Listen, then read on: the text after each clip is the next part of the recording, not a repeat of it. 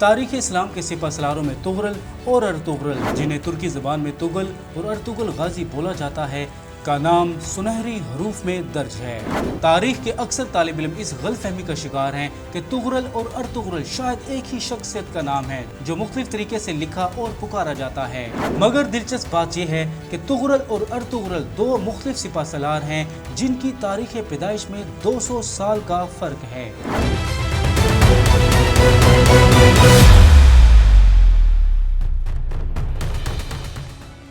تغرل کی پیدائش سن 990 عیسوی میں ہوئی، جبکہ ارطغرل کا سن پیدائش 1190 عیسوی ہے۔ تغرل معروف اسلامی سلجوقی سلطنت کا بانی تھا، جبکہ ارطغرل غازی سلجوقی سلطنت کی تباہی و بربادی اور اختتام کے ایام میں اپنی شجاعت اور بہادری کے جوہر دکھانے کے لیے منظر عام پر نمودار ہوا تھا۔ تاہم دونوں سپہ سالاروں میں کچھ چیزیں مشترک بھی ہیں، مثلاً تغرل اور ارطغرل دونوں ترک نسل سے تعلق رکھتے تھے، دونوں ترک زبانوں میں سے اغوز زبان بولنے والے قبیلے کے افراد تھے، دونوں انتہائی ذہین اور فن سپہ گری کے ماہر تھے، اور دونوں نے اپنے اپنے ادوار میں اسلام دشمن قوتوں، جن میں بعض لاتینی سلطنت بطور خاص شامل تھی، کے خلاف بھرپور جنگیں لڑیں اور عظیم فتوحات حاصل کی۔ میں ہوں فیصل اکرم، اور ڈیلی اب تک کی سیریز تاریخ اسلام کے سپہ سالار میں آج ہم آپ کو تغرل کے حالات زندگی کے بارے میں بیان کریں گے، جو تاریخ میں تغرل بیگ کے نام سے مشہور ہوا۔ تغرل کا پورا نام رکن الدنیا ولادین ابو طالب تغرل بیگ تھا، جس کے والد کا نام میخائیل اور دادا کا نام سلجوق تھا۔ اسی وجہ سے جب اس نے اقتدار حاصل کر لیا تو اس نے اپنی سلطنت کا نام اپنے دادا کی مناسبت سے سلجوقی سلطنت رکھا۔ یہ اسلامی سلجوقی سلطنت سن 1037 سے لے کر 1308 تک کسی نہ کسی شکل میں موجود رہی، اور آخری سلجوقی سلطان مسعود دوم کے قتل کے بعد اختتام پذیر ہوئی۔ تغرل بیگ کے والد میخائیل ابن سلجوقی زیادہ عرصہ زندہ نہ رہا، اس لیے تغرل اور اس کے دیگر بھائیوں کی پرورش اس کے دادا سلجوق نے کی۔ تغرل کے دیگر بھائیوں کے نام چغری، موسیٰ اور ارسلان تھے۔ ان بھائیوں میں سے چغری بیگ نے تغرل بیگ کے شانہ بشانہ ہر جنگ میں حصہ لیا، اور سلجوقی سلطنت کے قیام میں اس کا کردار بھی نمایاں حیثیت کا حامل ہے۔ تاہم اس کی وفات اپنے بھائی تغرل سے پہلے سن 1060 میں ہو گئی۔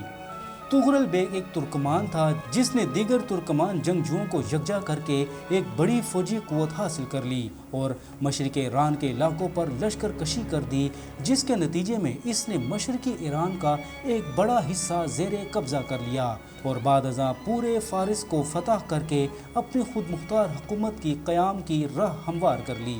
سن 1016 تک اسے طاقتور سپہ سالار کی حیثیت حاصل ہو گئی۔ 1037 میں سلجوکیوں نے سراخس، مروت اور ہرات کو بھی فتح کر لیا۔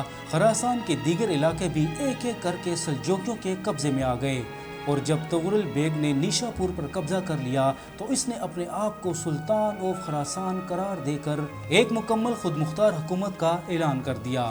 1040 سے 1044 کے دوران تغرل بیگ نے ایران کے متعدد علاقے بھی فتح کر لیے۔ 1041 میں اس نے تبرستان اور پھر رے اور قازوین کے علاقوں کو اپنی زیر تسلط کر لیا۔ دوسری جانب جستانیان، گیلانی اور شامیران کے حکمرانوں نے تغرل بیگ کی حاکمیت کو تسلیم کر لیا۔ 1054 میں تغرل بیگ نے اناطونیہ کے علاقوں کو فتح کرنے اور عیسائی بازنطینی سلطنت کے خلاف مہمات جاری رکھی ہوئی تھی کہ اسے خلافت عباسیہ کے خلیفہ قائم بامر اللہ نے مدد کے لیے پکارا، اور اس سے درخواست کی کہ وہ عباسی دارالخلافہ بغداد کے بویہ خاندان کے تسلط سے آزاد کروائے۔ تغرل بیگ نے خلیفہ کی اس درخواست پر لبیک کہا اور اپنی زبردست جنگی حکمت عملی کے ذریعے بغداد کو بویہ خاندان سے آزاد کروا لیا اور وہاں خلیفہ قائم بامر اللہ کی فرما روائی بحال کروا دی۔ خلیفہ قائم بامر اللہ نے اس احسان کا بدلہ چکانے کے لیے تغرل بیگ کے ساتھ اپنی بیٹی کا نکاح کروا دیا۔ نکاح کی رسم خاندان سلجوکیہ کے بانی تغرل بیگ کے حوالے سے مورخین نے متفرق باتیں بیان کی ہیں۔ مورخین کے مطابق تغرل ایک بہترین حکمران ثابت ہوا۔ وہ اپنی قوم کو ہمیشہ عدل، تقوی اور دوسروں کے حقوق کا خیال رکھنے کی تاکید کرتا تھا، اور خود بھی ان اوصاف کا مالک تھا۔ تغرل کو مذہب کے ساتھ بے حد لگاؤ تھا۔ پنجگانہ نماز مسجد میں جا کر با جماعت ادا کرتا، ہفتہ میں 2 بار روزہ رکھتا، کثرت کے ساتھ خیرات و صدقات دیتا۔ اس نے اپنی زیر حکمرانی علاقوں میں جگہ جگہ مساجد تعمیر کروائیں وہ کہا کرتا تھا کہ مجھے شرم محسوس ہوتی ہے کہ میں اپنا گھر تو تعمیر کرواؤں لیکن خدا کا گھر تعمیر نہ کرواؤں۔ تغرل بیگ نے مشرقی رومن امپائر کے دارالحکومت قسطنطنیہ، جو ان دنوں یونان کے عیسائیوں کے قبضے میں تھا، کی ملکہ سے خصوصی اجازت حاصل کی کہ مسلمان قسطنطنیہ میں باجماعت جمعہ کی نماز ادا کر سکیں، جس کے نتیجے میں جمعہ کی نماز کے قبل خطبہ میں عباسی خلیفہ قائم بامر اللہ کا نام پکارا گیا۔ تغرل بیگ نے ایک ایسے خاندان کی بنیاد ڈالی جو عظمت و ہیبت کے علاوہ علم، دوست اور عمدہ اوصاف کے لیے پوری دنیا میں مشہور ہے۔ تغرل بیگ اگرچہ خود مختار حکمران تھا مگر وہ خلیفہ وقت کا بہت احترام کرتا تھا۔ تغرل موصل پر قبضہ کرنے اور بغداد سے آل بویہ کا صفایا کرنے کے بعد خلیفہ قائم بر اللہ کے دربار میں حاضری دینے کے لیے بطور خاص بغداد آیا اور خلیفہ سے ملاقات کے دوران بہت سارے تحائف خلیفہ کی خدمت میں پیش کیے، جن میں 50,000 دینار، 50,000 ترک غلام، بہت سارے گھوڑے اور خاطر خواہ اسلحہ شامل تھے۔ تغرل بیگ کی مدد کے باعث خلافت عباسیہ کی کھوئی ہوئی طاقت اور عزت کافی حد تک بحال ہو گئی۔ ناظرین، تغرل بیگ کے حوالے سے آپ کو آج کی ہماری یہ ویڈیو کیسی لگی؟ کومنٹ سیکشن میں اپنی رائے کا ضرور اظہار کیجیے گا۔